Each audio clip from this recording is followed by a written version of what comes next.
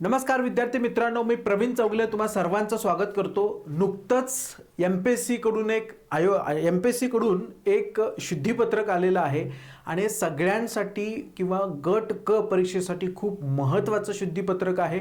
आणि हा व्हिडिओ तुम्हाला काय करायचा आहे की शेवटपर्यंत बघायचा आहे, कारण हे जे शुद्धीपत्रक आहे ते सगळ्यांशी म्हणजे आपल्या सगळ्यांशी निगडित आहे। जे विद्यार्थी गट क परीक्षेची तयारी करता आहे तर त्यांच्यासाठी तर हे खूप महत्त्वाचं शुद्धीपत्रक आहे।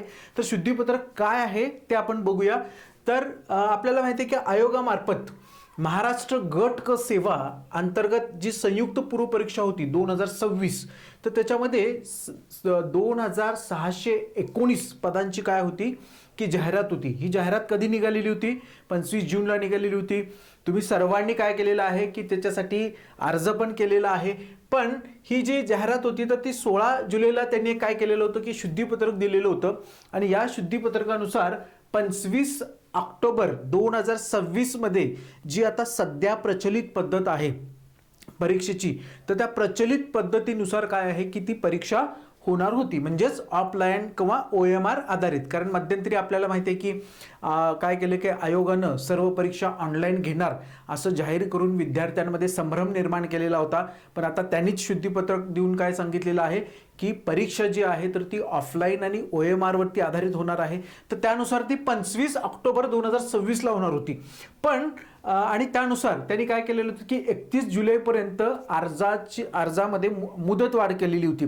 आता ही मुदत होते न होते तोपर्यंत काय झालेलं आहे की आयोगानं एक नवीन शुद्धीपत्रक आणलेलं आहे आणि त्या शुद्धीपत्रकानुसार ही जी ॲड आहे 5 मे 2026 ला जो आपला सामान्य प्रशासन विभाग आहे, तर त्या सामान्य प्रशासन विभागाकडे काय झालेलं आहे की महाराष्ट्र गट क सेवेसाठी काय झालेलं आहे की आयोगाकडे एक मागणी पत्र गेलेलं आहे आणि त्या मागणी पत्रकानुसार ही जी आपली परीक्षा आहे गट क ची जी आता 2026 ची जी परीक्षा आहे किंवा ही जी जाहिरात आहे, तर या जाहिरातीमध्ये काय केलेलं आहे की काही नवीन संवर्गांचा समावेश केलेला आहे आणि त्यामुळं जी काही प्राप्त मागणी आहे तर तिचा त्यांनी काय केलेला आहे की जो एक संक्षिप्तपणे त्याचा तपशील त्यांनी दिलेला आहे।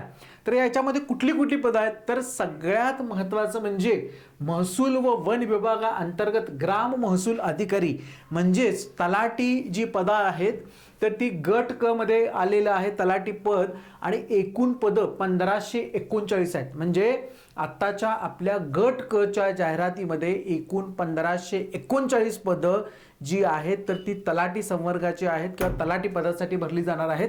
त्याच्यानंतर जे इतर संवर्ग आहेत त्याच्यामध्ये वरिष्ठ अभिलेखापाल आहे किंवा वरिष्ठ लिपिक आहे किंवा अभिलेखापाल आहे किंवा सहाय्यक अधीक्षक आहे, कशाचे? राज्य ग्राहक तक्रार निवारण आयोगाचे आहेत। त्याच्यानंतर कृषी विभागामध्ये सहाय्यक मत्स्य विकास अधिकारी आहे किंवा नियंत्रक शिधा वाटप व संचालक नागरी पुरवठा असेल किंवा अन्न व नागरी पुरवठा विभाग असेल किंवा आदिवासी विकास विभाग असेल किंवा महसूल आणि वन विभाग असेल तर त्याच्यामध्ये लिपिक टंक लेखकाच्या जागा आहेत। तर त्याच्यामध्ये आपण जर बघाल तर सहाय्यक मत्स्य विकास अधिकाऱ्याच्या 254 जागा आहेत। ओके, त्याच्यानंतर महसूल व वन विभागाअंतर्गत लिपिक आणि टंक लेखक किंवा नोंदणी व मुद्रांक विभाग आहे तर त्याच्यामध्ये 339 पदं आहेत। तर अशा पद्धतीनं ही जी पदं आहेत तर ही पदं 3088 पदं काय झालेली आहेत की वाढलेली आहेत।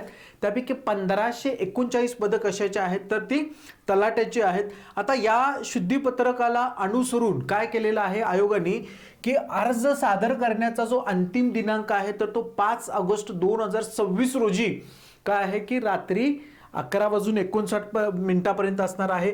ऑनलाईन पद्धतीनं विहित परीक्षा शुल्क भरण्याचा अंतिम दिनांक काय असणार आहे? 8 ऑगस्ट असणार आहे। आणि चलनाद्वारे परीक्षा शुल्क भरण्याची जी पद्धत आहे ती आयोगानं बंद केलेली आहे। आपल्याला ऑनलाईन स्वरूपातच काय करायचं आहे की जे परीक्षेचं शुल्क भरायचं आहे। तर मित्रांनो, आता ह्या सदर शुद्धीपत्रकानुसार काय झालेलं आहे की महाराष्ट्र गट क सेवा संयुक्त परीक्षा 2026 मधून आता 5707 पदांची भरती होणार आहे। त्यामुळं ही जी भरती आहे तर ही भरती म्हणजे आपल्यासाठी सुवर्ण संधी आहे आणि प्रत्येक विद्यार्थिनीनं काय केलं पाहिजे की ह्या भरतीचा काय केला पाहिजे की लाभ घ्यायला पाहिजे। तर या भरतीला अनुसरून आम्ही काय करणार आहोत की एक टेस्ट सिरीज पण लॉन्च करणार आहोत। त्याचबरोबर गट क ची बॅच ही आपण काय करणार आहोत की लॉन्च करणार आहोत. तर मित्रांनो, तुम्हाला या गट क परीक्षेसाठी किंवा ह्या वाढलेल्या जागांचा जास्तीत जास्त तुम्हाला लाभ मिळावा, जास्तीत जास्त लोक काय व्हावेत की सिलेक्ट व्हावेत, या तुम्हाला शुभेच्छा देतो आणि मी थांबतो.